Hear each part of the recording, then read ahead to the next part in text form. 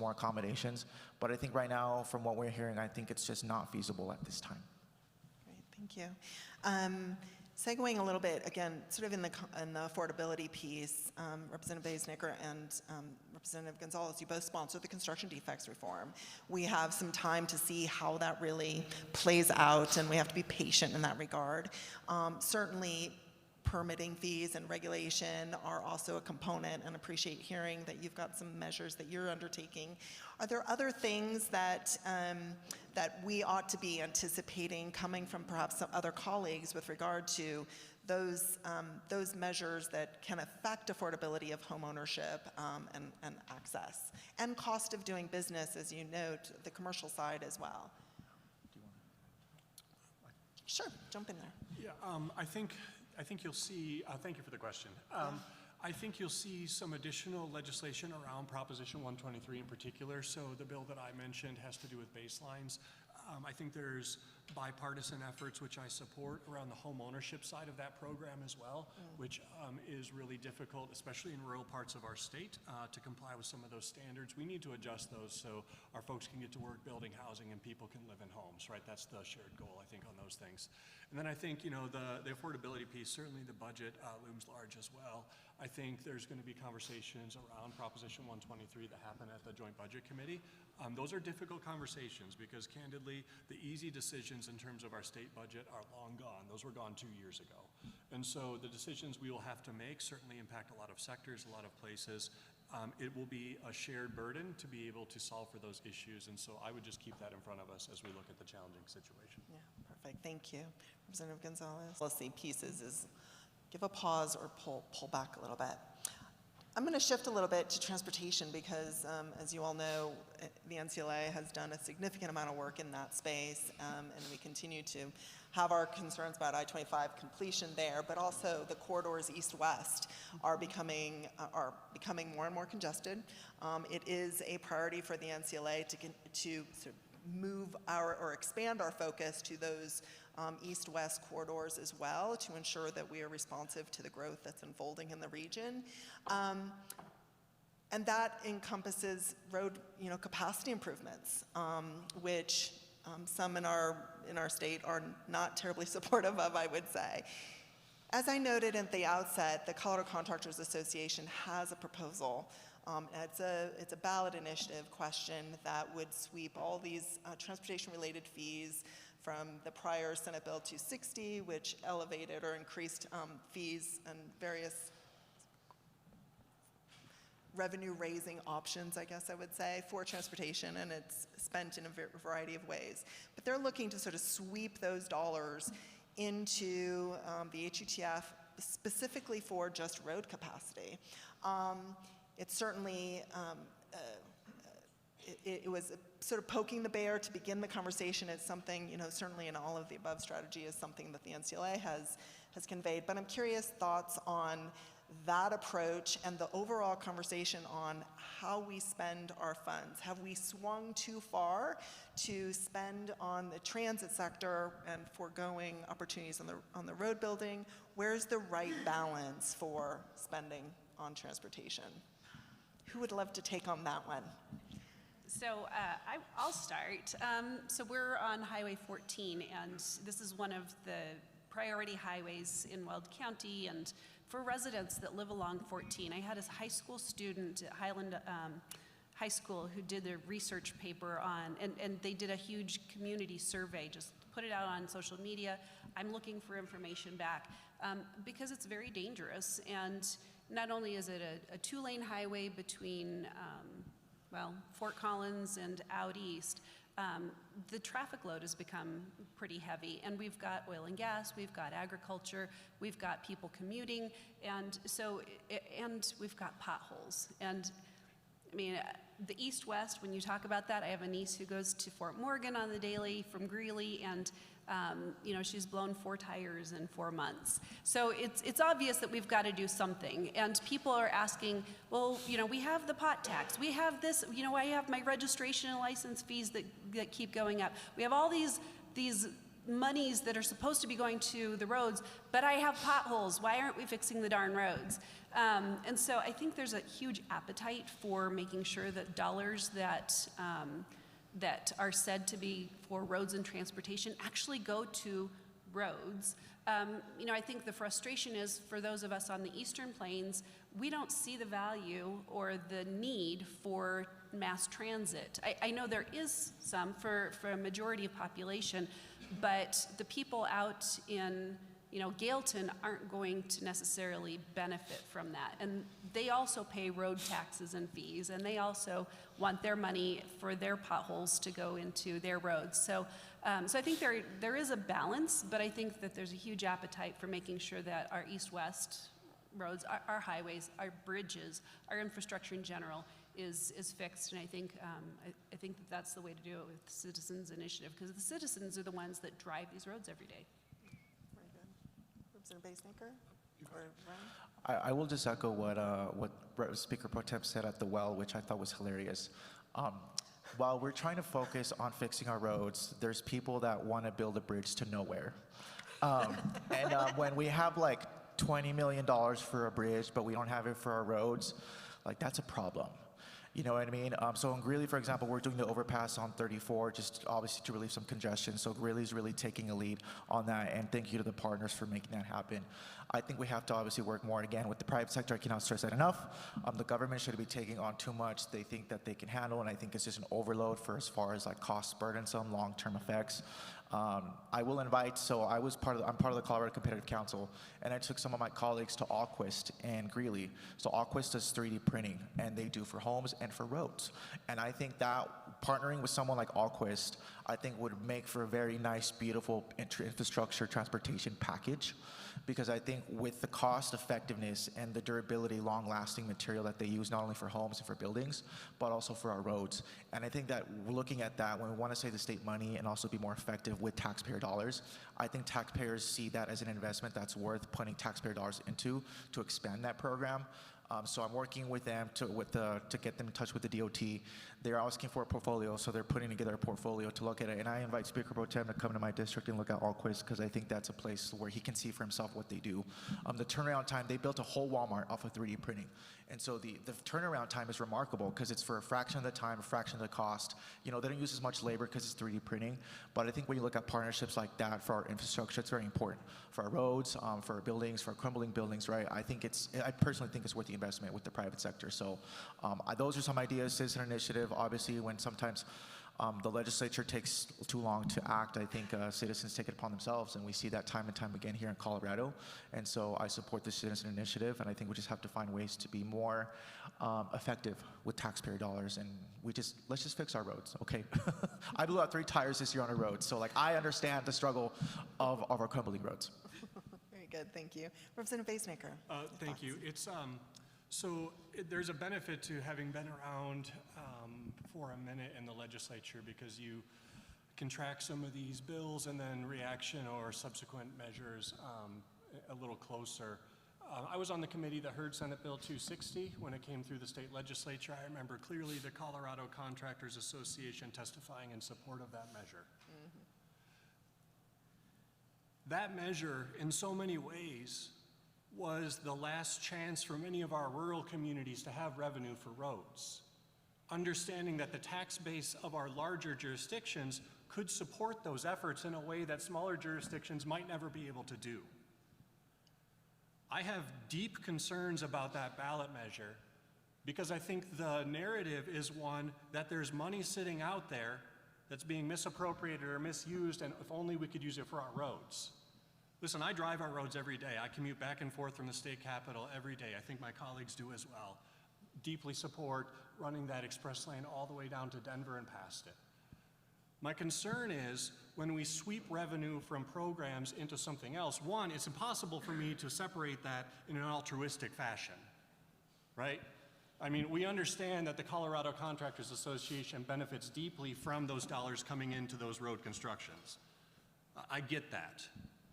I would also say that for me, sweeping those dollars that were mutually agreed upon in Senate Bill 260 into just simply road construction will create deficits in our state budget that will come out of other things. There is no offset to be had for those dollars. And so when we think about protecting Medicaid, when we think about protecting our public schools, when we think about funding higher education, please understand that similar to how $300 million for law enforcement on the ballot seems like a good idea, voters should be asking who's going to pay for this and how. Because somebody will. And I suggest, and I just said this in a committee where the Colorado contractors were in front of us, I would suggest that our contractors also want to be able to send their kids to a well-funded public school in our community. I think they also want to send their kids to probably institutions of higher learning.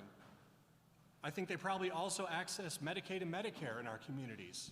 And those services will be downstream of cuts to revenue that are already happening. And so I have deep concerns about that ballot measure.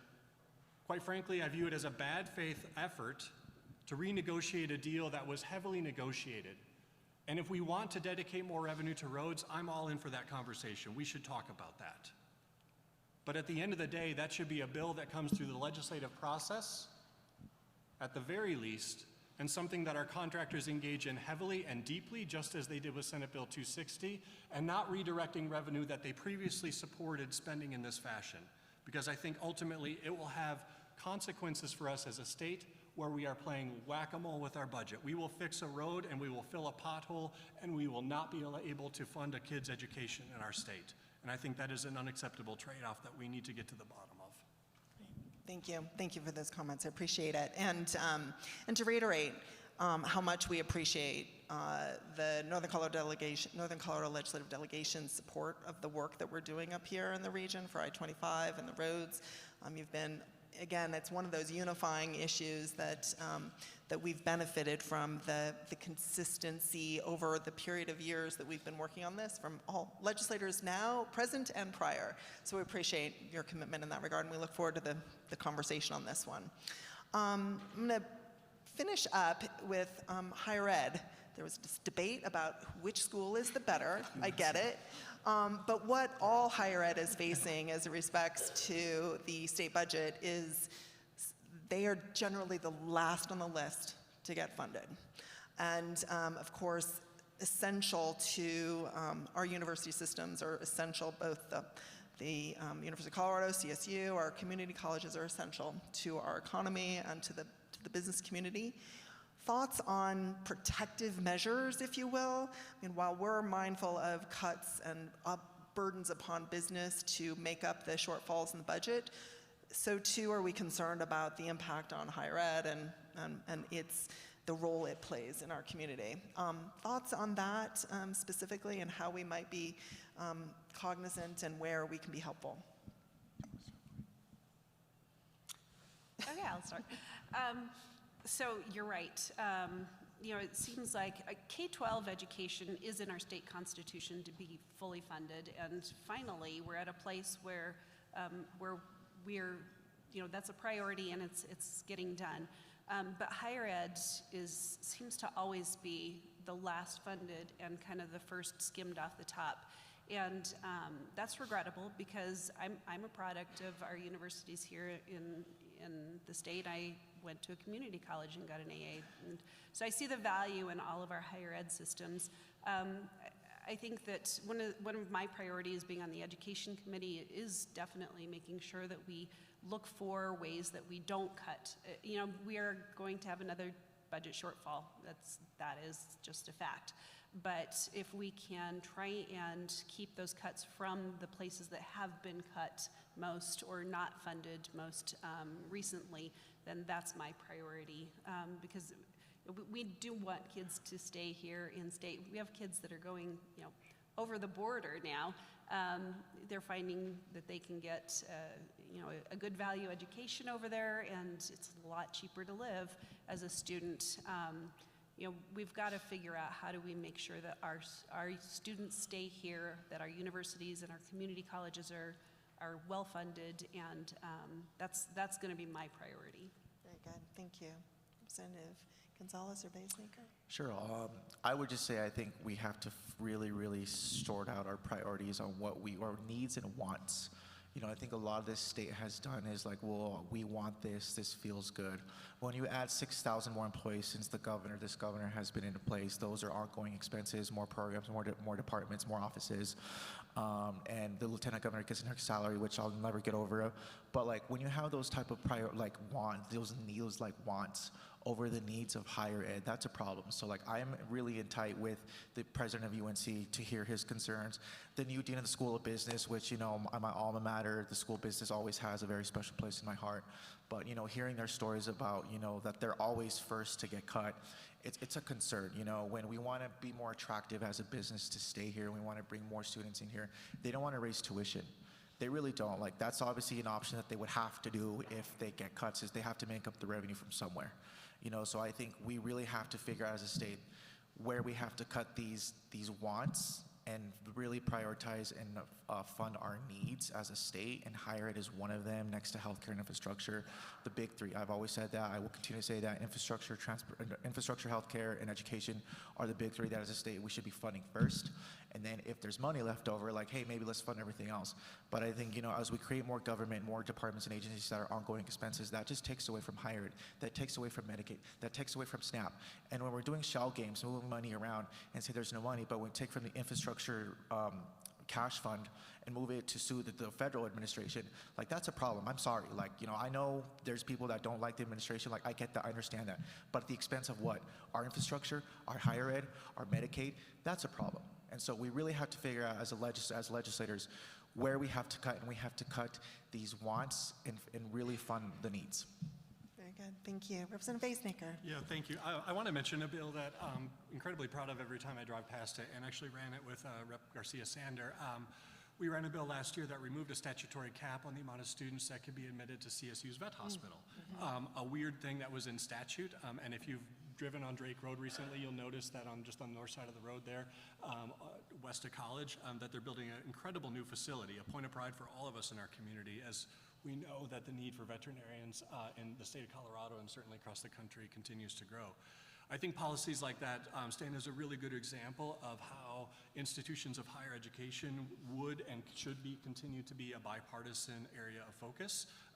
It is obviously beneficial for us to have a thriving CSU, a thriving UNC, a thriving CU, and you know, the list goes on. So for us, I think to be able to hold the line on the funding is probably the goal for this year in this challenging budget environment. I think that's also true of K-12, which, you know, we need to hold firm to those commitments, and also recognize that we have more to do here.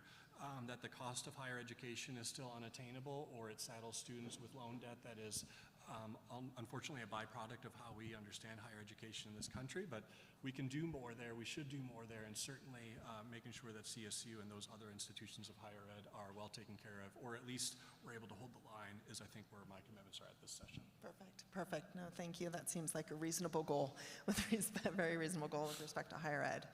Well, I want to thank you all for joining us this morning, and express my significant gratitude for the bipartisan way in which you all operate together for the interests of Northern Colorado. You know, obviously there are differences of opinion in how the policy unfolds in many respects, but there is always this unified view of what is in the best interest of Northern Colorado, and that's what makes the process so fun. Thank you all for being with us. We look forward to working with you. I can't, again, reiterate enough. You've shown up today. You've started your engagement. You're obviously way more engaged than many others. Invite your friends to the process. Remind them of the role in which the legislature and the policies being shaped down there affect their day-to-day lives. So invite more to participate. We thank you, and let us know if you have any additional questions, and I look forward to pass it off to Ann. Thank you all.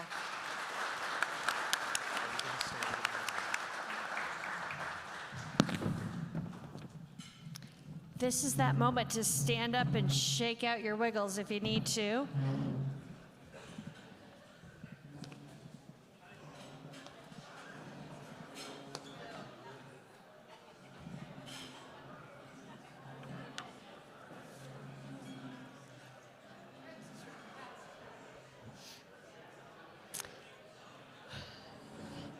and we are going to charge right through. So while I encourage you to stretch a bit, we are going to jump into our next conversation and invite you to take care of things as you need to. Our next panel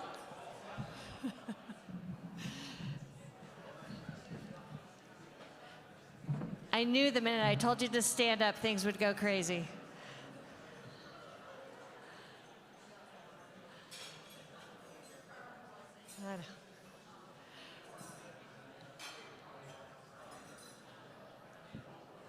I'll give him a minute.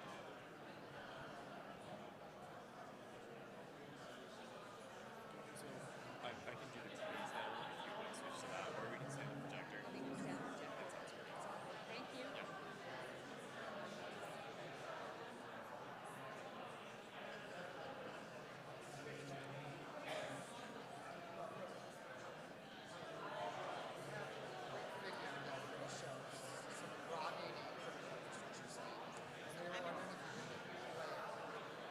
I'll have it pulled up just when they're ready to do it. Somebody already take this one? I think that was there already. All right. Stephen Gerber. See, they said Xfinity, and every time I say Xfinity, I go, is that It is. Comcast? Yeah, What yeah. are we? Yeah. Same thing. How are you, So, well, you'll hear, I guess. I'm with the Safe Fusion Center, but so I'm the supervisor of the Critical Infrastructure Protection Group. Yeah. I would say like we're the, you're probably gonna hear all this again, but like the state CISA. Yeah. So Do we you work with Jason Barr? Yes. on our team? I was gonna say. I would have liked him to have been here, but he's on PTO. Yeah. So we're getting Jason rolled into everything. Like Verizon, I'm like, give me your card. We need you. So when I heard, We've been through this, and part of what I'll talk about is we've seen this a lot worse in some of our other western states. Yeah. And we've been through this process of setting up kind of a task force Yep, with that's- industry, state, federal authorities, law enforcement, prosecutors, and kind of trying to get everyone on the same page. We have here it landed at the Fusion Center, State Fusion Center, because that's already. Yeah. So it's like, well, it's just a natural spot. Put it there. So I just run around and try and get partners to the table to be a part of the working groups so that we can do all that. So Yeah, absolutely.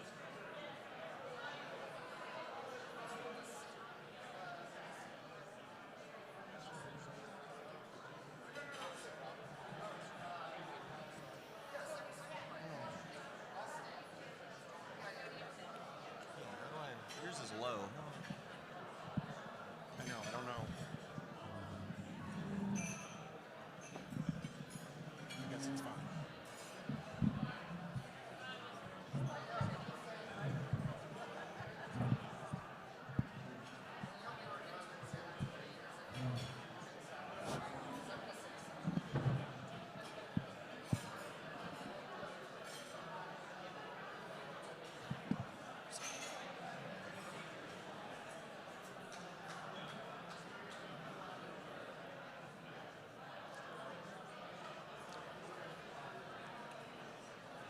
Are you sitting up here? Yeah. Oh, okay.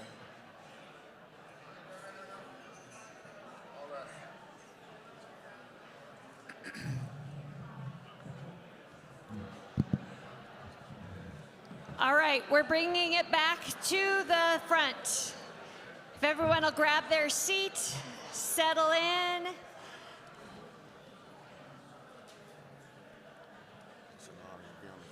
Good morning. I'm Ann Hutchison, President and CEO of the Fort Collins Area Chamber, and I have the great pleasure of introducing our next panel. And our next panel will be talking about the least publicized crime spree that's happening in Colorado. Let me say that again. The least publicized crime spree that's happening in Colorado. There are things happening in our backyard on a daily basis that are impacting our infrastructure and impacting our ability to keep a safe infrastructure in place. So join me in welcoming this incredible panel that we have today. Our speakers include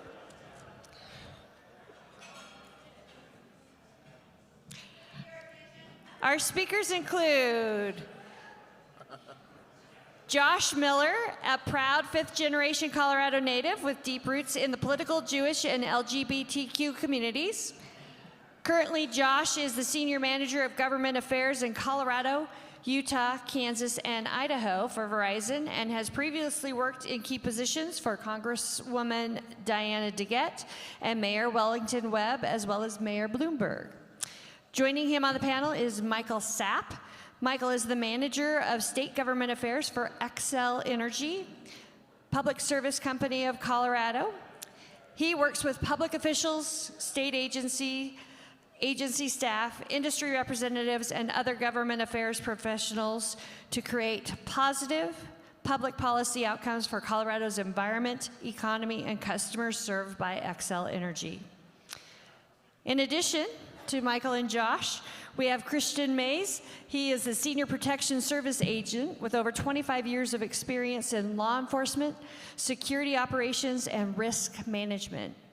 Christian currently serves as Protection Services Agent at Xcel Energy and specializes in security risk assessments, regulatory compliance, and asset protection strategies. Our final two members of our panel today are Dr. Robert Yiza.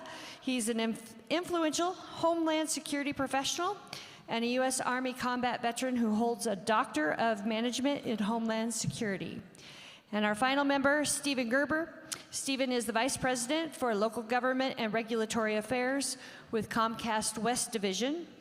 He supports teams in 13 states to build strong relationships with local government partners and ensure compliance with local and federal requirements. Powerful panel. I'm very excited for you to learn from them and join them in a conversation. Please welcome the panel, and especially Josh Miller, who will be our facilitator. Thank you. Thank you, Anne. And good morning, everyone. As Anne said, my name is Josh Miller. I'm the Senior Manager of Government Affairs from Verizon here in Colorado. And today's topic is threats to critical infrastructure. We have an excellent panel that we've put together for you today. And one fun fact before we get started, Michael Sapp from Xcel and I were interns for Ken Salazar 20 years ago in his Denver and then DC office. So it's a very full circle moment, and it's been nice to grow up with you in this industry. But currently, there are thousands of threats, acts of thievery and vandalism to our critical infrastructure sites around the United States and here in Colorado. Mainly for us here at Verizon, copper theft has been a huge problem targeting all of our assets. But critical infrastructure involves our railways, our airports, our street lights, our highways, roadways, bus stations, pretty much any asset or building that keeps our economy moving and helps with the daily operation of our country, as well as with national and state security efforts. And so we have a great panel here to talk about that. But to bring this home to Colorado, when this came to me from Verizon Securities back in 2023, they called to let me know that between June of 2022 and December of 2023, 1/3 of Denver County's small cell and telecommunication towers were robbed of their copper. So over 200 robberies costing our company $800,000 in damages. This year in 2025, already we've had over 200 incidents of thefts or vandalism to our sites, causing our company $450,000 in damages. Not only did we get financial damages, but our connectivity and telecommunication ability is severely degraded in those areas.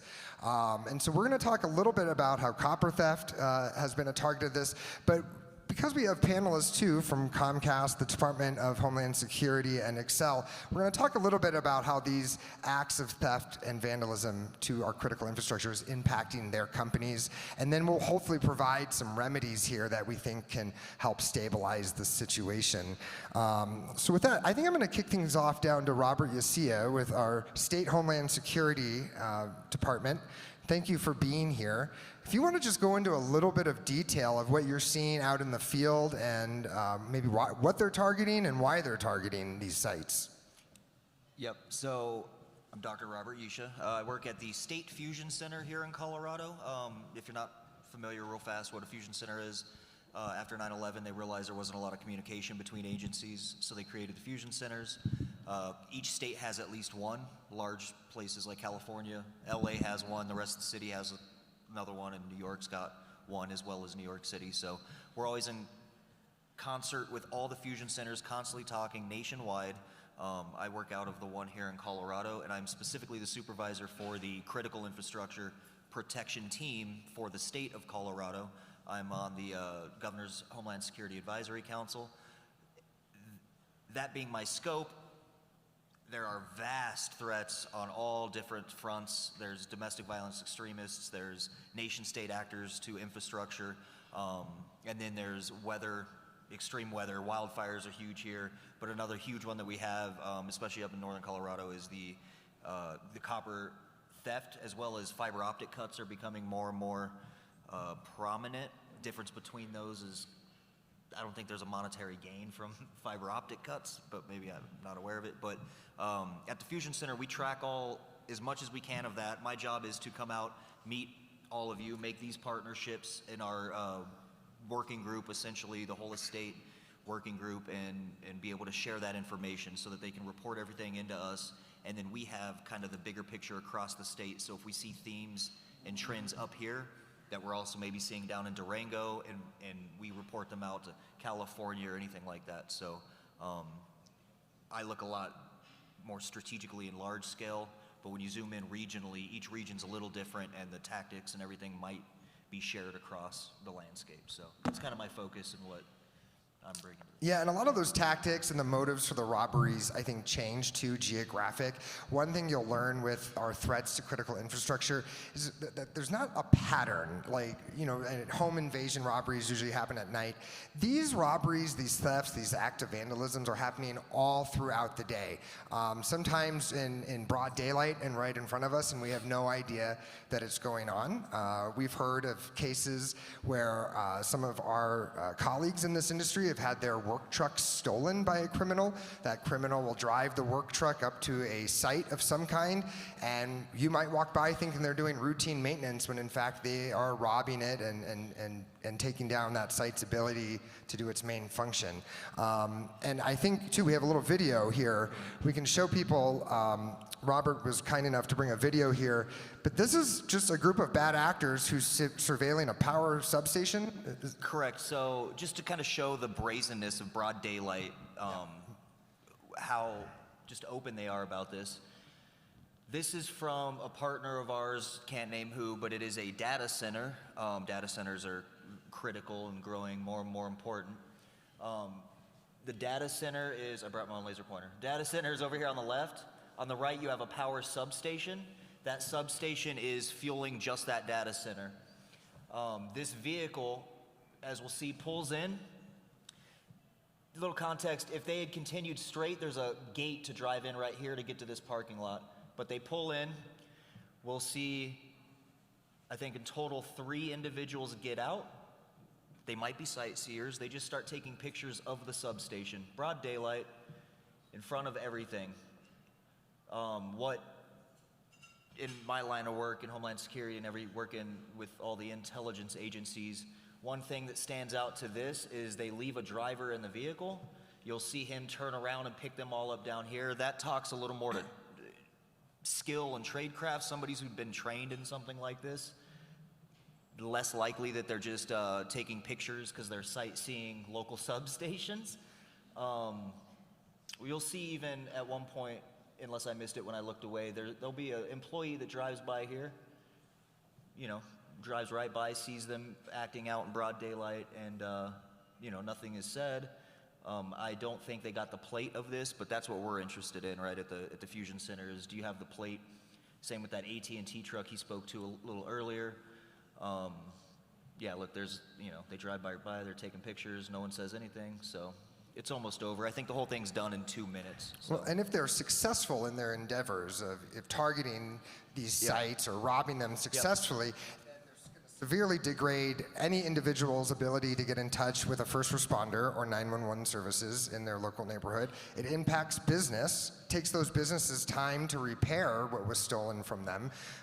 In a time like we're in now, where supply chain issues are up and down because of different factors happening out in the community, it takes a while to get this stuff back online for its intended purpose. And I'll shift things over to Xcel Energy a little bit if you want to talk how this is impacting your company and some things you might be seeing out in the field. So to start off with, what we're seeing is a increase of crime within our utility. So some numbers are, we're criminal damage and vandalism, we're up 38%, theft of company materials, 127%, metal theft, 46%. From 2024 to this point in 2025, we have a 250% increase in net loss from 147,161 to 515,645. That's still some things we not have received yet. So with that being said, what we're seeing is, like they said, copper is the big thing. It's on an all-time high. And what happens is when they're stealing the copper, specifically out of a substation, if they're in there and they steal reels, it can slow up a project, which then takes things out and makes it more expensive to complete that project. Another thing that we've had issues with are such as they cut ground wires. If they cut the wrong ground wire, they take down a transformer. The transformer, depending on what our electricians determine, if it can be saved or if it has to be replaced. If it has to be replaced, you're talking $1 million plus to have that replaced. So these numbers I'm giving you are just our loss. We're not talking about our time and labor of our employees, in addition to the replacing the materials to correct the issues. And then we are also having issues. We have locations where we store emergency transformers and copper, and those are also being stolen. So if those are stolen and we have an emergency and we have to get a substation back up online, it's going to delay that whole project. One of the things we're seeing with issues and support for us is because of the way they are being charged at times. We've had one situation where we do have transformers and emergency copper and other materials stored. We had an individual break in. We were able to determine that. We got PD out there. They made contact with him. They were only going to cite him for a trespass ticket. With that being said, he was going to be released at the site. However, he did have warrants. So they took him in. 2 hours later, when he's released, he's right back. Okay, and then we have no idea whatever happened with the charges against him. So that's where we're at with the situations that we do have arrests. Obviously, our biggest thing is prevention, and we are increasing that with installing different monitoring systems such as cameras that alarm.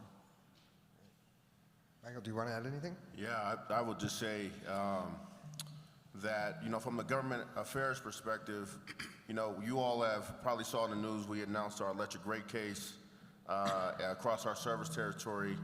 And that's really an infrastructure investment that goes back from 3 years of investment to 2025. And those include everything from, electric vehicles to generation interconnections to transmission lines and everything in between, from cybersecurity and protecting our critical assets. But from a human standpoint, when we hear and we see the data, we have tons of critical customers, critical emergency customers that rely on electricity and gas every day. And I think about folks who are on dialysis or on oxygen.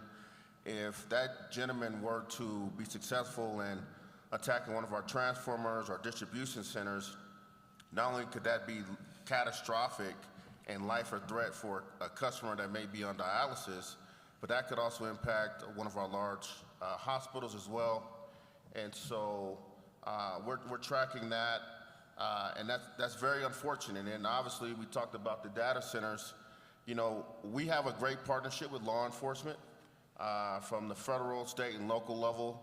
And our job is to be a good business partner. So those key business principles around retaining, expanding, and attracting businesses to the state of Colorado for economic benefits, for job benefits. But when you see, and if we're in conversations on these site selection tours with other chambers of commerce, those conversations come up around public safety and ensuring that if we are able to recruit a data center to the state of Colorado, are we making sure that we have those mechanisms in place to protect the grid so they can connect into our assets and do what they're charged with doing. And so we take it very serious. Obviously, as we are heading to the next session, is figuring out how we tell that conversation with our policymakers, because I will tell you that any conversation around criminalization, it's a hard conversation because that means we have to go into judiciary, House Judiciary, and then Senate Judiciary. And we're trying to strike a right balance around prevention, but also ensuring that we have the legal teeth to prosecute those individuals to the fullest extent of the law that are creating a public safety situation for our customers and those that rely on our electricity and gas services. Yeah, and I think, we're saying this is not a petty crime by any means. And while I feel for a lot of our colleagues who are in the retail world, it's not like getting a tube of toothpaste stolen out of your store. These have severe implications in our community when they're taken down due to vandals and thieves. And I'd like to hear a little bit more from Stephen with our friends at Comcast and what you've seen out in the field. Sure. It's a pleasure to be here. I do cover about 13, 14 states here in the western part of the U.S. for Comcast Xfinity. So my perspective I'll give some examples from outside Colorado as well. I am glad to be able to say that for us, Colorado is probably not in my top 3 states or markets suffering this issue, but we have just in this year alone, in 2025, had 17 incidents here of intentional damage to our network. Some of the other markets where we've seen a lot more has been Northern California, Seattle, and Houston.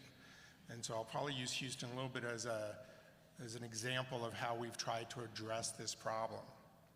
And for example, in Houston, we had a weekend where in one zip code, we had 3 outages, 3 separate attacks on the network. Mostly, we think, from copper thieves. Now, our wires are fiber optics mostly, so there is no copper in that, it's glass. And oftentimes when they cut our wires, and they go after the biggest, thickest bundle of wires, because they think that has the most copper, they'll cut that. That means that's a big bundle of fiber, which means it's not only serving an enormous number of residential customers for broadband at home, but also a large number of commercial customers. So in that one weekend in Houston, where we had those 3 attacks, there were over 10,000 residential customers and commercial customers impacted. That included hundreds of critical businesses losing service. We provided service to a 911 call center. They went down. 27 cell phone towers went down, which meant that if you were trying to call on your cell phone 911, you couldn't get through. And then tons of local government offices, schools, banks, all of whom lost internet service. So one of the challenges for us is when we're somewhere and this happens, if we're lucky enough to get the police to prioritize this crime, which a few years ago oftentimes would only be seen as, oh, it's a property crime. How much copper did they steal from you? Or what did it cost you to replace the fiber? And then the value, just that value, is how they judge the importance of the crime, right? And the possible penalties. If we could get them to investigate, and again, these are, if there isn't a camera, video of it, it's not easy to catch the thieves unless they are successful in getting copper, which with us, again, they don't they're not getting the copper, they're mistaken, so they leave our fiber lying there. So you don't have the opportunity when they go to sell the copper to a salvage yard for them to be caught at that point.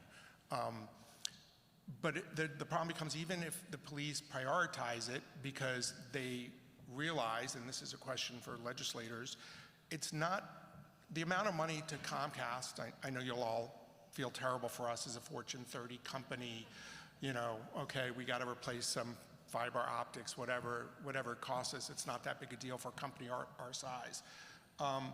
Aside from that, it is the economic impact to that community, right? Like if you are a coffee shop owner and you lose your internet for a day, and most of your customers are not paying cash, so they're not going to buy anything from you that day because they can't pay with their credit card.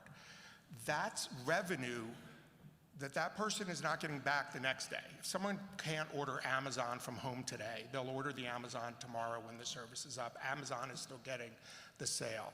The coffee shop owners, you know, I don't go in the next day and buy 2 cups of coffee because I didn't get my coffee yesterday, right? That's lost revenue. And that's just a tiny example of all the businesses that are going to lose revenue when this goes down.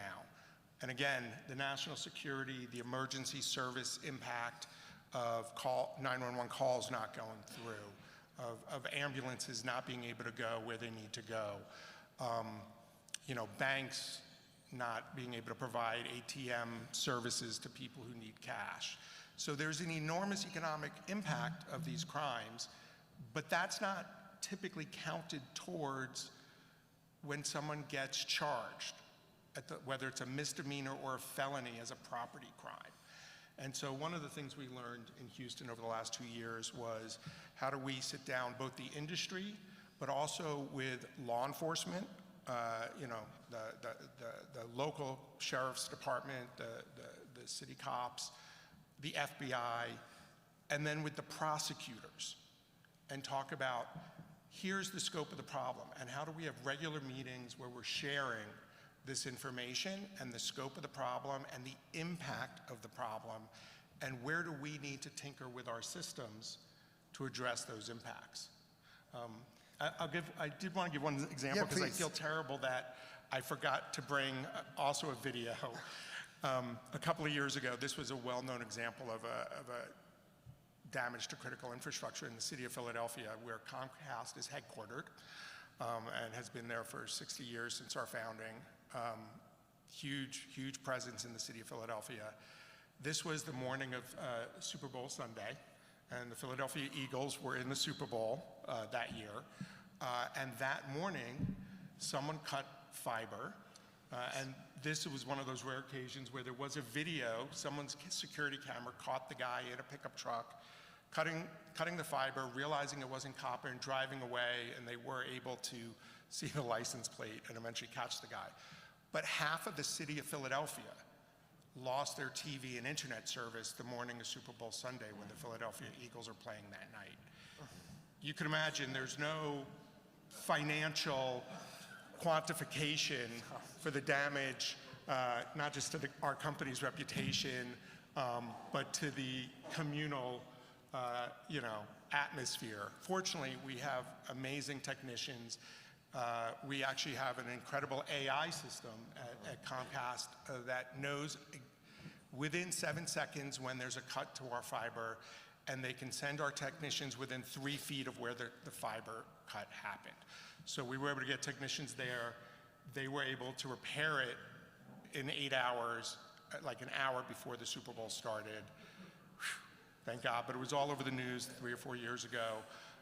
There are, you know, that sounds like, oh, it's just football, but, you know, a city like Philadelphia, there could be riots, right, for people not being able to watch the Eagles in the Super Bowl. Well, I hope whichever one of your team members or teams fixed it got Employee of the Year for that, because I couldn't even imagine that happening on the morning of the Super Bowl. But thank you, that was really informative. And before we kind of go into final thoughts and some remedies, you know, just to put things into scope here, in Colorado, you can get $3.50 to $4 an ounce for copper. So if you're taking 25 feet of mangled copper and you're making a quite a good score that day. And so that kind of brings us to where some of the remedies are. Earlier this year, excuse me, Denver City Council passed an ordinance targeting scrap metal in junkyards and regulating the sale of purchase of precious metals, mainly copper. And a few of the things that we did in this was, one, in order to sell copper or any other scrap metal, you have to arrive in a licensed vehicle. And I know that sounds a little odd. What do you mean licensed vehicle? Well, we are seeing people taking actual wheelbarrows to street lights, stripping them of their copper or other metals, and then wheeling their goods down the street to a junkyard. So yes, arriving in a licensed vehicle. After our criminals take wiring, cables, or any other precious components out of our assets, they're usually encased in plastic tubing. They take a blowtorch to hundreds of feet of copper, usually in a parking garage or some sort of cement-encased facility like that, in a neighborhood downtown, and they burn it all off, and then they try to sell it back to the scrap metal yard. So in Denver, we prohibited the sale of burnt copper, and that is a huge one. And I think these are sensible regulations. Limiting cash payments to $300. Most criminals don't have bank accounts or want their score traced through a bank account, so they'll have to take a check and do things ethically. I don't know if any of you all have seen some other legislative or community fixes to this. Robert, I know you had one other thing you wanted to say on this, but if you have any advice on prevention methods too, I think this audience would be intrigued to hear. Actually, my analyst, as I'm here, was giving me some suggestions on possibly legislation that requires scrap yards to report maybe above a quantity or repeat customers or something like that, so then maybe we can start identifying trends and everything. So we'd love to partner with whoever to try and get that through. A couple things that I wanted to tell off of what everyone was saying up here is just to get your minds around how it's a bigger, to your point, issue than just perhaps scrapping it. You know, we did a situation awareness brief back in July. Once we saw the tariffs were going to hit copper, we thought price is going to go up. There's probably going to be an increase in crime. So one of my analysts did a situation awareness brief out to law enforcement to highlight that, say, hey, start keeping your eyes open for this. A few things they mentioned in there. Houston's one of them. Lost internet for 2 weeks. That was hospitals, first responders. Another one's Jackson, Mississippi. 5 tornado sirens did not respond to a tornado because thieves have stripped sirens, copper wiring, rendering them inoperable. So the complications and implications of that is vast beyond just a simple copper theft. Polk County, Florida, 4,000 residents were left without copper power after copper wire on a transformer, $500,000 to the service provider to fix. Arizona farmers, and I know the north up here, we're tied into the agriculture, food and ag culture, huge up here in northern Colorado. Arizona reported $10 million in damages after copper pipes were stripped from irrigation wells and pumps, resulting in crop failures. So just to kind of get, I want everybody, my goal here is to get everybody thinking kind of bigger picture outside of that micro and a little bit more of the macro. To your point of national defense, I work closely with the Department of Defense. They are very clued in now to infrastructure, critical infrastructure, because they've realized, I think after the 1960s, all or 85% of critical infrastructure has moved outside the wire of bases. So they realize that they rely on our critical infrastructure, everybody in here, and the protection of it to make sure everything inside the wire is operable and they can still respond and move troops and transport as they need to. They have realized that. We are working in a large partnership with them on that. We had a 3-day summit back in October on this exact thing. It was like 60% military that came out from DC. We had the Ministry of Defense of Slovenia out because they're doing some of the same things in Europe after what they're seeing in Ukraine. It's huge. It's a growing problem, and just, I challenge everybody not to think of just that micro copper theft as being just a copper theft. Nation-state actors might be trying to make it look like that, or it could either be unintentional or intentional. The effects are still going to be the same, and it's very drastic. The last one I want to mention, because I think it ties right into the rail. In Spain, rail traffic came to a halt with copper wire in 5 locations. Spain's transportation ministry said it was fully coordinated, serious act of sabotage. It affected 10,000 passengers for up to 10 hours. So, And then back here locally, the Denver A line going out to the airport was robbed of its copper a couple weeks ago. If you saw that headline in the paper, it took operations down for a day and a half. Well, that can't happen at the busiest airport in the country, where thousands of people are trying to get in and out of that airport during the day, and that's the only train line in. So it can provide economic problems as well as national and state security. And I know, Michael, you wanted to say something as well. Yeah, I just wanted to just keep it local and bring it back to the micro. And I appreciate that example about the A line. It's an honor and privilege to work at Xcel. 150 years of service to the state. We take great pride in leading the clean energy transition. And when you think about these threats to critical infrastructure, that is a hurdle or an impediment to our ability to get folks connected to electric vehicles, getting our customers protected for those gas molecules, and also being a solid business partner in our ability to recruit businesses to our state. The biggest threats that we're seeing at the Capitol, everything from wildfire to data centers, to affordability and energy affordability. My purpose for this conversation, and I'm so grateful for Ann and the Chamber for creating this platform for us to have this critical conversation, is to begin to raise awareness so that this topic can be top of mind for our legislators. Like, we are December 10th, and majority of legislators have already filed their top 3 bills. Each legislator gets 5 bills, and there are already 3 bills that have to be introduced by a certain threshold or a certain date next year, and then they have 2 remaining bills. And unfortunately, I'm not tracking critical infrastructure as any bill, but my hope is that after today, and working in partnership with the Chamber, working in partnership with our telecommunication partners, we can raise this issue because it's critical to our lawmakers to see if we can't get some uniformity at the state level while not intruding on our local affairs or our local governments, but maybe create a platform or an environment for them to kind of look at and then create a local ordinance or a local process or framework for our cities and counties to adopt. And we did that with catalytic converters. If We everyone did. coming That's out a of the great example. coming out of the pandemic, remember everyone was stealing catalytic converters. They did put some penalties and tighter regulations on the purchase of sale of them here in Colorado, and those thefts dropped 80% in 1 year. So putting stronger penalties, rules and regulations, education out in the field all helps. Yes, Chris. So one thing I want to add that we don't take in consideration, well, I do, but others, is these crimes can lead to death. The thing is that criminal cuts that wrong ground and they kill themselves, it kills them. And then not only does it kill them, then Xcel is being sued by whoever attorney gets a hold of that case. And then we have officers who are responding. If they're not trained how to approach those substations correctly, which we've had because, they're doing their job, they'll jump a fence and chase those criminals within the sub, and they're putting themselves in danger, and then our own employees, what can happen to them. So that's another consideration, a major consideration when we're talking about these incidents. Thank you. Yeah, and Stephen, do you want to add to that? Yeah, I would just add that these are complicated problems to solve because, as you've heard, there isn't just one motivation for why this is happening. There isn't just one law we can pass, or it's not just one crime. Again, when our stuff gets cut, there's nothing being stolen, right? There's no copper for them to steal. They're just cutting it because they think there's copper. So you can't catch them at the scrap yard, and you can't prove that they were trying to steal copper. All you can do is prove that they damaged our fiber optic cables.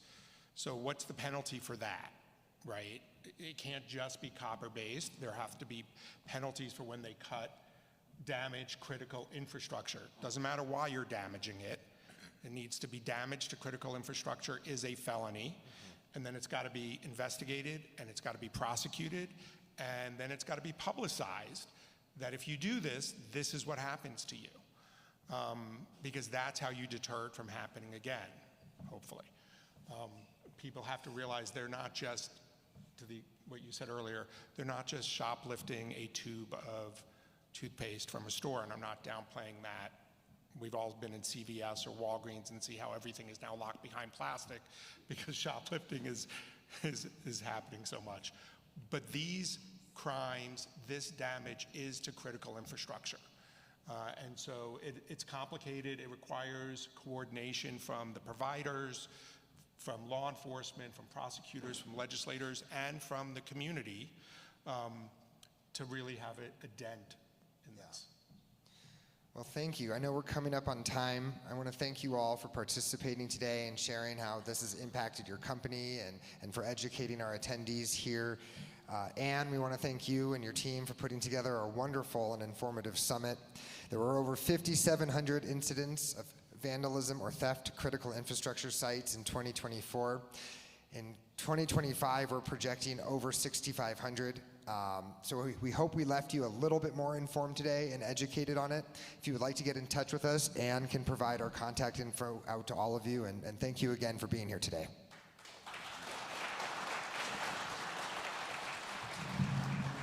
Thank you, gentlemen.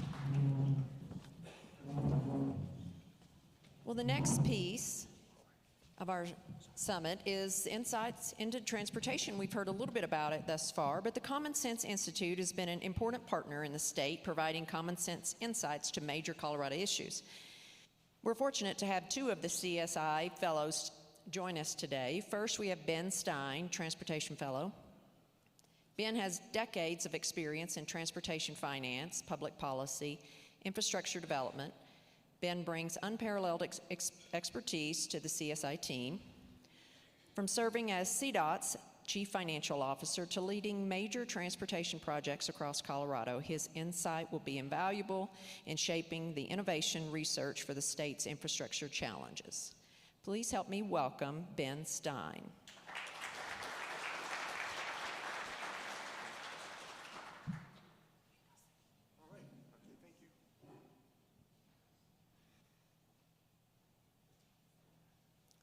Well, can everybody hear me real quickly? Okay, great. First off, thank you very much for inviting me. It's good to be here. It's always a pleasure to be up in northern Colorado. This is an area of the state that obviously has, can sometimes feel it doesn't get enough love. In fact, anything I would say that's not between Colorado Springs and Boulder can feel like it's not getting enough love. And I fully understand that. And when I worked at CDOT, which I did for an extended period of time, one of the there are a lot of tough balancing acts in the transportation business. And there's the issue of, well, there's a lot of land out there in rural Colorado, and there are a lot of people in urban Colorado. And trying to strike the right balance is extremely difficult. And it's a constant tension, I can assure you, within the Department of Transportation, because, and this is my lead into my talk, because we don't have enough money to do everything we need to do. And that's where I start. Let's hope these buttons work here. So in March of this year, I was asked to do a study for the Common Sense Institute on highway funding in Colorado. And the Common Sense Institute, I'll just give a very brief, the Common Sense Institute, this is our mission statement. We believe in sound fiscal and economic research to uphold Colorado's economy, vitality, future, and individual opportunity. The trick is to provide unbiased, factual information that people can credibly rely on to make decisions.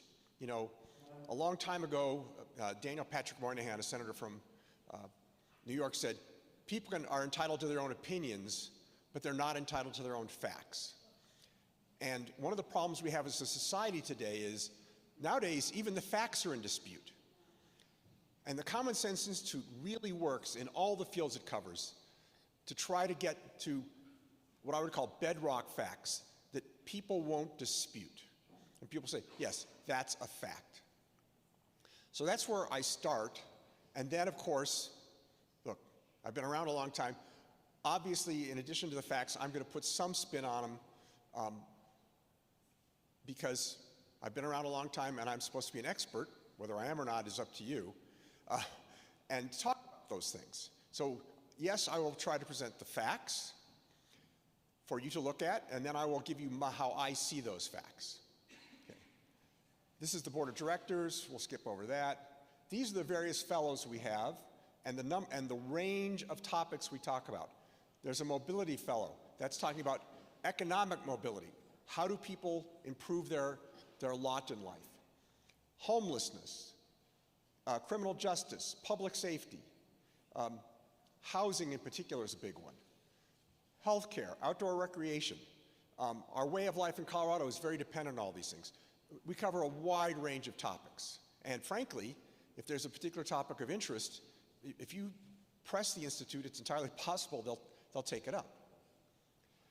So, finally, I'm going to get to transportation. I'm going to tell you up front what my key findings are, and if you find any of them to be a surprise, you're welcome to raise your hand and tell me why it's a surprise. I don't think any of them will be. Transportation fees in Colorado, and as you know, now that we have the Taxpayer Bill of Rights, we do not typically increase taxes because increasing taxes requires a vote of the people, and historically, people are reluctant to raise their taxes. However, the legislature is free to raise fees, and as a result, the legislature is doing more and more increasing of fees. The courts have been involved in this because they have redefined many things that used to be taxes as fees, and I'll give you an example of that. Unemployment insurance tax. It's got the word tax in its name. According to the state Supreme Court, that's a fee, and the legislature can change the rate of that tax, which is actually a fee, as it needs to. Kind of a remarkable use of the words, but that's the way it is. So, not surprisingly, transportation fees are being increased, and I will talk about that extensively as I go through this. However, how those fees are being used is something that I found was really the biggest surprise of the entire study, and we'll talk more about that. Second, of course, as I already alluded to, we are a big state, and I'll talk more about this, and we don't raise enough money to make sure our transportation system genuinely serves our needs. When I was originally asked to do this study, the focus was supposed to be, what about general fund transfers for transportation? And my conclusion is, actually, the general fund transfers for transportation are generally a bad idea. And I'll talk more about that later. So here's a fact. I realize it comes from a foundation, but that's okay. If you disagree, that's fine. The Reason Foundation reported in March of 25 that the quality of Colorado's highways continues to deteriorate. Specifically, Colorado ranks 47th on the condition of rural highways, 45th for urban highways, and overall, we've dropped from 36th to 43rd. Now, one of the questions you'll ask is, if the pavement is so bad, why is our overall ranking fairly good? And the answer to that is, in 2009, we passed a whole bunch of fees for transportation under legislation called FASTER, and one element of that was the bridge enterprise. The bridge enterprise is relatively well funded, and as a consequence, our bridges are in pretty good shape. And that's a very good piece of news. So I'm willing to say, yes, some things are working, but some things aren't. But our pavement is really, really suffering. Okay. Why are we in this situation? Well, there are 4 reasons why it's happening. The first, geography and demography. As I said earlier, we have a rural and an urban state. Colorado is very large geographically. We have a lot of roads and a lot of people, often in remote areas, and a lot of business out there, including agriculture in particular, that needs farm-to-market roads and roads for access. Even small communities have to have a road. They've got to get in and they've got to get out. Now, would that particular community's tax base support the kinds of roads it needs? Probably not. This gets back to the balance. We need to serve all of our citizens, even those in an area that's relatively unpopulated and doesn't itself generate a lot of tax revenue for transportation. Geography now also has another part to it. Well, I'll talk about it more in a minute. But demography is, we got a lot of people in Colorado now. And almost all of them live between Fort Collins and Pueblo on the Front Range. However, so our population is growing, and we're a big state. That puts more demand on the system. We'll talk more about, I'm going to talk about all the things in a little bit more detail. Environmental impacts. We live in a wonderful state, but it has some peculiarities. We have the largest impact of freeze-thaw cycles on our roadways of any state in the country. Freezing and thawing asphalt and concrete causes a lot of damage. Snow and ice cause a lot of damage. We used to kid when I was at CDOT that the folks who work in the mountain regions spend 6 months with their snow plows destroying the roads, and then 6 months in the summer fixing the roads. It's not entirely untrue. Those plow blades and putting down chemicals on those roads really does cause damage. Also, of course, when you're putting down a lot of sand, then you got to go sweep up all the sand. And that's an enormous task as well. So it creates a lot of challenges. Inflation. You'll be pleased to know that the Colorado Construction Index, and I don't want to go into the details on this, but it's true, consistently the costs of highway and bridge construction exceed the Consumer Price Index. Building just costs more. There are a lot of reasons for it. One is a labor shortage. Another is the regulatory processes are very expensive and take a lot of time to build roads. For repairing roads, you don't need those, but it is very complex and it is not cheap to operate and maintain roads. And the price of asphalt and concrete and the products and the labor just keeps going up at a faster rate than the inflation rate. And revenues. As I mentioned before, taxes. The Colorado motor fuel tax hasn't been increased since 1991 when Tabor was put into effect. You can imagine with over 30 years of inflation, what that has done, because the Colorado motor fuel tax hasn't gone up, and good news, fuel efficiency has also improved. So we don't really get much more in the way of motor fuel taxes than we used to. The federal motor fuel tax has not been increased since 1993. So motor fuel taxes are not really helping the situation. And that is still the primary source of revenue for transportation. There are also some revenue diversions, and I'll talk more about those revenue diversions in a bit. So this is to really indicate to you just how dramatic the change is. The dotted line at the bottom there, those are the total lane miles in the state of Colorado. As you can see, they're pretty flat, and they've been flat for a long time. That other line is vehicle miles traveled, the total miles being traveled on those same roads that we still have. Any of you been on I-25 lately? I think so. Thank God we're putting a lot of money into I-25 now, but it's not going to completely solve the problem, I can assure you, because you just can't keep increasing vehicle miles traveled at these rates and not expand the roads and not have huge congestion problems. There are two fundamental issues with roads, and I'll be simplistic here. Vehicle miles traveled is mostly a measure of cars and congestion, and therefore is really related to population. And the population, of course, in this area in particular has really exploded. Road pavement condition is more a factor of either weather or heavy vehicles, in particular commercial trucks. And of course, as the population grows, shock of shocks, the number of trucks increases significantly.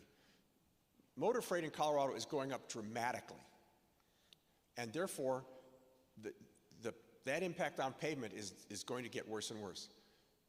A single 80,000-pound tractor-trailer truck going down the road causes as much damage on one pass as 5,000 passenger cars going over that same piece of ground. So you've got two issues. You've got to maintain what you got, and then you've got a congestion problem as your population increases and your vehicle miles traveled go up. And I'm going to promise you, and people, we can have this discussion, there is no viable mass transit solution that's going to materially affect vehicles miles traveled given the layout of population in Colorado. This slide I'm putting up, even though it's still about vehicles miles traveled for a different reason. You can see in 2020 the dip. And that was important. I did my first study for the Colorado Common Sense Institute in 2020 at the height of COVID. And the thought at the time was, aha, with all these people working from home, things are going to change permanently. Vehicle miles traveled are going to go down. Congestion will go down because people will travel at different times of day, and the problem will solve itself. Thank you, COVID. As you can see, we're back on trend. We very quickly went back on trend, and here in 2023, and I can assure you, we're back to where we were in 2019, and we're back on trend, and that hoped-for solution did not arise. I'm going to talk a moment about mass transit, which I know is not a huge topic up here, but it is a huge topic at the state capitol, to put it mildly, because they believe mass transit is the solution to all problems. You can see those blue bars, those big blue bars, are annual ridership on RTD. And I use RTD because it's the most viable and largest mass transit system in the state. And within the Denver metro area, we pay a 1% sales tax to support RTD. That's a lot of money, and I'll talk about that in a second. As you can see, when COVID hit, surprise, surprise, because of social distancing, mass transit ridership plummeted.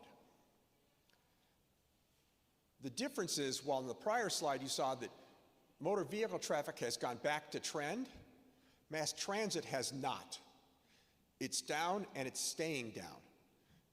You'll then see the little red line that's going up and up. That's how much money the Denver metro area is spending on mass transit. We are spending more money for fewer riders every year. And that's a very great concern. And by the way, to give you an idea, people often say, well, gee, if you take mass transit, it's really cheap. It's a great bargain for you. Well, as an individual under the current system, that's a true statement. However, as citizens, for every boarding of RTD, it costs $18 for that boarding. That's the extent of the subsidy. Okay. In the Denver metro area, every voter pays approximately $250 a year for RTD. I would argue if we took that money and converted it for those who needed it into Uber fare or Lyft fares, ride-sharing fares, we could probably have a pretty good system and get pretty close to getting what we needed. Okay. Okay. I'm going to apologize to you. This is the eye chart test, but this is where we sort of get to the next part of the issue and talk about what's going on. The legislature did something very interesting in this bill, SB 21260. And this is just painful, and I apologize, but I've got to read through it anyway. It's concerning the sustainability of the transportation system in Colorado. Interestingly enough, I'm going tonight to the retirement party for the gentleman who actually drafted this bill for the legislature. He's quite proud of his work, and he should be, because this is amazing stuff. The planning, funding, development, construction, maintenance, and supervision of a sustainable transportation system requires the implementation of a comprehensive regulatory scheme that appropriately balances and funds the necessary elements of such a system, and now we get to the critical part, including the infrastructure programs and incentives needed to support the widespread adoption of electric motor vehicles for personal, commercial, and governmental use, and by doing so and through other appropriate means, minimizes and mitigates the adverse environmental and health impacts of transportation-related air pollution, greenhouse gas pollutant emissions that affect the general public and disproportionately impacts communities. What does all that gobbledygook means? It means we can now legally take transportation dollars and not spend them on roads or bridges or culverts or any of the things, or traffic signals. We can spend them on subsidies for electric vehicles, for electric vehicle charging, for subsidizing commercial purchases of electric vehicles, such as school buses, and do that with what are heretofore transportation funds. So now we have a road system that doesn't have enough money to sustain it, and now we've massively increased the things you can legally spend transportation dollars on. Okay. I'm now going to talk briefly about this whole general fund thing. Well, after all, the general fund has tax money, and it can be used for taxes. Now, I know that most of you are aware that we recently had a special session due to the budget, a budget quote-unquote crisis. And part of that crisis, I'll talk a little bit more about this in more detail, ended up being taking money from transportation, not sending general fund money to transportation. So you're going to see on here, and the blue line is general fund transfers for transportation. And you can see that they are huge peaks and valleys. And I can tell you that transportation project finance requires very long-term thought and processes. The work that's being done on I-25 right now was planned when I was still at CDOT and I retired in 2014. It takes that long to do these projects. So if you have huge ups and downs in transportation funding, it's extremely difficult to plan appropriately and to make sure the right projects and the right priorities, because all of a sudden money shows up and it's like, oh God, I got to spend it. Or it's like, oh my God, we planned this project, now we don't have money for it. It's extremely difficult, and it makes it very hard, by the way, for the private sector as well, because it can't plan accordingly as well. Now, the exciting one is, as you can see at the very far right, you see a huge up spike. And you can say, wow, the general fund really gave money to transportation. Well, that's funny math. Okay. Because the dollars are there. However, what the legislature did was over a period, it did $2 billion of what are called certificates of participation. Certificates of participation is a legal term that really means they sold bonds. When you sell bonds, the good news is you get your money right up front. The bad news is you then have to pay them off. Those bonds are going to be paid off over a 20-year period, and it's going to be about $160 million a year that has to pay for them. The legislature committed that it would pay half of the money out of general fund to pay off those bonds, and that Colorado Department of Transportation, its resources, would pay the other half. Not surprisingly, now that we've had a budget crisis, the legislature has revised that. And of course, now more of the money is being paid out of CDOT's budget and less out of the general fund. So the dangers, look, when you get general fund money, you don't give it back. But when I got it, I was very scared. I was there, I had just started at CDOT in 2006, and the legislature at that time was supposed to provide $170 million a year to pay off the trans notes from the Owens administration. And I was the one who took the call and had to go down and tell the executive director, there's been a financial problem and we're getting zero. I have to now take $160 million out of our construction budget and use it to pay the bonds off. That was a very pleasant day in my life. Okay, all right, okay. So, we have now gone to fees. And these fees are for quote-unquote transportation purposes. What we've done as a state is we've created the Community Access Enterprise in the Colorado Energy Office, the Clean Fleet Enterprise, the Clean Transit Enterprise, the Air Pollution Mitigation Enterprise, the Fuel Impacts Enterprise. Do you notice a theme in any of these? How many of them talk about roads and bridges, and how many of them talk about air pollution? Now, look, I'm not going to even start to pretend that air pollution is a good thing, because it's not. And I don't dispute that. But when these, and I'll talk about this more in a minute, when the fees that support these enterprises were created, it was sold as transportation-related fees to help our transportation system. But that's not what these do. And okay. So you can see the lines here. This is kind of interesting. I was talking about how the legislature can't raise taxes, and the result has been the legislature has increased fees dramatically, as you can see. Fee income, as you can see in 2000, when Tabor was still just being implemented, was a relatively modest part of the state's budget. Now, the blue line, which is general fund appropriations per Coloradan, they've gone up very, very little because taxes can't go up without a vote of the people. But look what's happened to the fee income. The state's budget is now really made up more of fees than it is of general fund. It's kind of a remarkable event. But that's, and fees for transportation, of course, are part of it. Okay. So let's talk about what some of these fees are. The first one I'm going to talk about here is the Bridge and Tunnel Impact Fee. This is the one I talked about earlier that was created initially in 2009 and was modified in this bill process. But this fee does really go to repair our state's bridges. And it's been really a godsend for the state and our bridge system and for the safety of our people.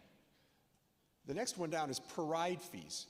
Uber, Lyft, any ride-sharing service, there's now a fee on ride-sharing services. Retail delivery fees, Amazon, UPS, FedEx, anything, any delivery service, they now charge a fee per package. And as you can see, that fee is pretty big. The last one is the road usage fee. Now, that road usage fee is a very interesting fee. I mentioned that if you call it a fee, it's a fee, even though it's a tax. Well, the road usage fee is a per gallon motor fuel charge. It's collected in exactly the same way as the motor fuel tax. It's measured in the same way as the motor fuel tax. And it does exactly what the motor fuel tax does. But it's a road usage fee, and therefore it's not a tax. And what's happened now is that was going to be the real savior in the bill that was passed for getting our roads fixed. But due to but that particular fee does count against Tabor revenue. So the legislature has 3 times now delayed the full implementation of that fee so we can keep more general fund revenue, and therefore that money has been way below estimate. In theory, it's going to generate a lot of money, but again, that was the number in 2024 before they changed it in order to keep more general fund money. As you can see, in particular, the retail delivery fee is a big fee. And the per ride fee is going to grow at a very rapid rate. And those are the fees that are that are basically being used to maintain those various enterprises I showed you. What little general fund money Colorado State is giving to CDOT now does go into what's called the Multimodal Options Fund for transportation demand management, planning studies, bicycle and pedestrian enterprise, modeling, and greenhouse gas mitigation projects, and of course, for mass transit. So even when general fund money is coming in, it's going to other things other than our traditional transportation system, which continues to deteriorate. General fund transfers, we've had a lot of them. This is just a quick list of them. And you'll notice the general fund transfer to the State Highway Fund.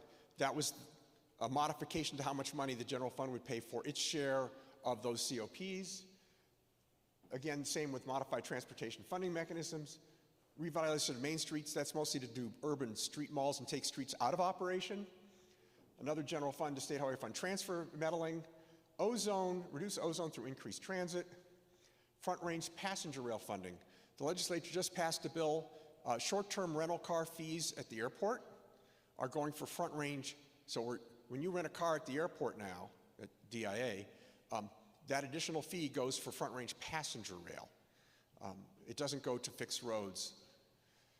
And then, of course, as I said here, temporary reduction to the road usage charges. Okay, and I'm finally going to talk about this last item here. This is Governor Polis's Transportation Vision 2035. I put up the table of contents, and I will ask any of you who can eye chart it to show me one word in this entire document that talks about the condition or improvement of our roads, highways, bridges, or our congestion issues in the state of Colorado. It is 100% about mass transit, pollution decreases, electrification, additional pedestrian ways, and then there's a large section on why you should take mass transit. And I'll just, how often does the bus come by this event center? I'm just curious. Okay, well, so much for that idea. Okay, so, but this was published in November of last year. What's interesting about it is how quiet, even though this was published, I've yet to meet someone who I've not shown it to who's even been aware of its existence as a document. Okay. So real quickly, I'm going to talk about one other thing here. This is the June 2025 revenue outlook for the state of Colorado. So what you're going to see here, you've got 2 lines here. I talked earlier about the traditional motor fuel tax. As you can see, and not surprisingly because of COVID, there are some real jagged lines to it. But now the line has stabilized, and what you can see is the red line is pretty flat. And that's fine. Okay. As you can see, and again, this gets back to the total vehicle miles traveled, the blue line is going up. And that's an interesting point because due to electric vehicles and due to greater fuel efficiency, even as we increase our vehicle miles traveled, it used to be there was a direct linear relationship between vehicle miles traveled and revenue. The more you traveled, the more gas sold, therefore the more fuel tax. As you can see, that relationship has been broken. As our vehicle miles traveled go up, there's no longer a case where gas revenues, gas tax collections will go up, and this will apply for not only for Colorado, but the same applies, of course, for the federal gas tax.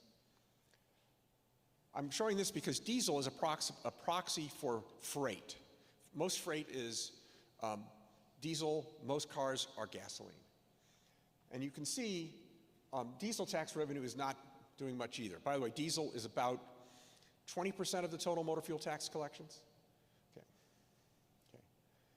So you can see here that if you look at the bottom there, total highway users tax fund revenues are going to go up maybe $50 million. It's just not going to do the job. Okay. And then, of course, you can see these fees and where they're going here. This is the non-attainment area. I don't know who thought up the names of these things, but they're almost impossible to say or describe, and it makes it really hard to understand them. The non-attainment area air pollution mitigation enterprise, it's going to get $13 million. The clean transit enterprise, $68 million. And this supports the replacement of existing gas and transit vehicles with electric vehicles. This is where you can, if you have a commercial vehicle, you can apply to the state for $50,000 to help you replace your vehicle if you replace it with an EV vehicle, commercial vehicle. The community access enterprise, to equitably invest in transportation infrastructure and incentivize the acquisition and use of electric motor vehicles, $30 million. The clean fleet enterprise, $23 million. So, as you can see, the new funding is not going to highway infrastructure. CDOT's resources are not meeting demand, and general fund transfers are inconsistent. So, what do we do about it? Well, that's a good question, and that's really a question that I'm not going to answer. That's a question for you to answer. You have a couple alternatives. Well, actually, you have several alternatives. One is, and I'm going to go out of order here. I don't know why I did these 1, 2, 3 in the wrong order, but I did, is maintain the status quo. If you think that letting the roads deteriorate, because we're taking the money and moving it toward pollution mitigation and for better bike and pedestrian access and for more mass transit, you want things to stay the way they are. If you think that we have to do something to fix our roads and to take the fees that are coming from transportation and use them for traditional transportation purposes, then you need to have a discussion with your legislators or do an initiative in order to have those revenues redirected toward actually fixing the roads. And I do ride a bicycle all the time, outdoors. If I was not here today, even though it's December, on a beautiful day like this, I'd be on a bike path doing a workout. I am not an anti-bicycle or pedestrian person. However, we need to think about and balance these things.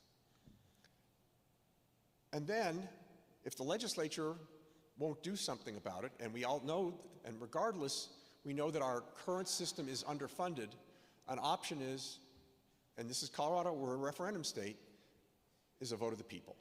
To take the measures into your own hands and vote to fund transportation. And yes, it might cost you some more money.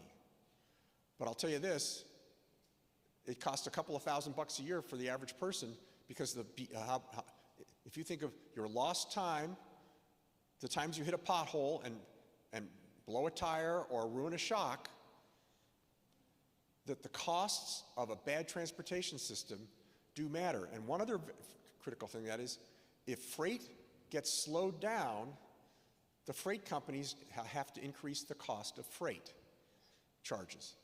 And if freight can't move on an efficient and timely basis, the cost will go up at the grocery store or the pharmacy or Costco or wherever you go to shop Because to get those goods on the shelf, they don't appear magically. Freight has to bring them in and take products from Colorado out. And there's a real cost to that if we don't keep that going. Okay, so I'm going to make one other comment, and that is the federal reauthorization bill for transportation is coming up next year.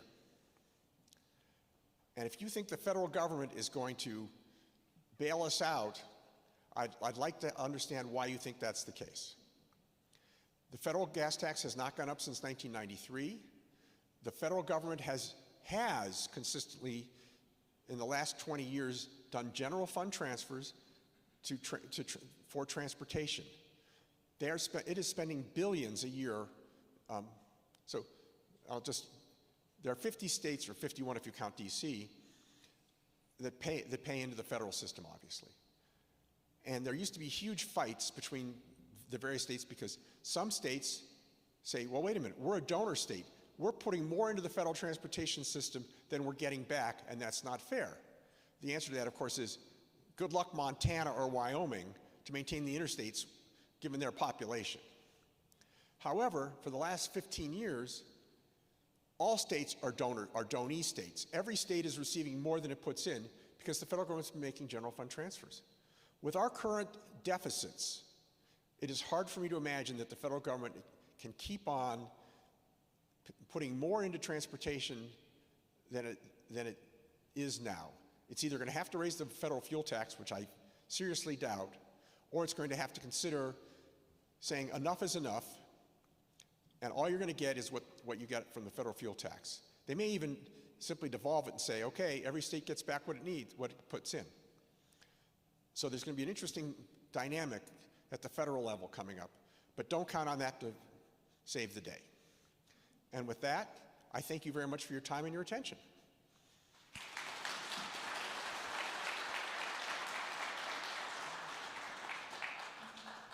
Thank you so much, Ben. We appreciate your time today and your tremendous insights. Sadly, there's no silver bullets, but I appreciate you marshaling the troops to think about the next solution. Our final speaker for our Regional Issues Summit today is Cole Anderson.